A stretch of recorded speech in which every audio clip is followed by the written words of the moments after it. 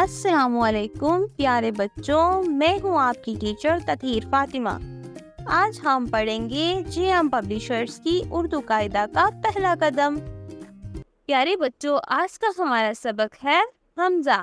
پیارے بچوں، میں آپ کو بتاتی چلوں کہ حمزہ سے کوئی بھی لفظ شروع نہیں ہوتا، یہ ہمیشہ الفاظ کے درمیان میں یا آخر میں آتا ہے، جیسے کہ چائے، جیسا کہ گائے۔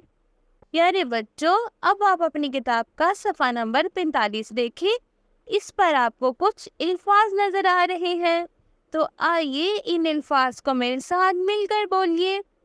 حمزہ چائے، حمزہ چائے، حمزہ گائے، حمزہ گائے، حمزہ سائیکل، حمزہ سائیکل۔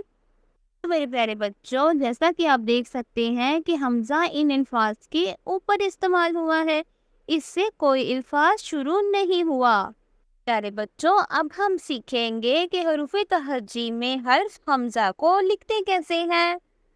یہ ایک چھوٹا سا نشان ہوتا ہے، بالکل آدھے آئین کی طرح۔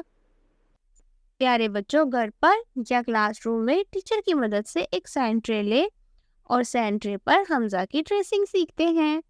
بچہ پینسل کی مدد سے ایک ہلکی سی چکر بنائے، جیسے آدھا دائرہ ہو یا آدھی آئین ہو، تو اس طرح سے بن گیا حمزہ۔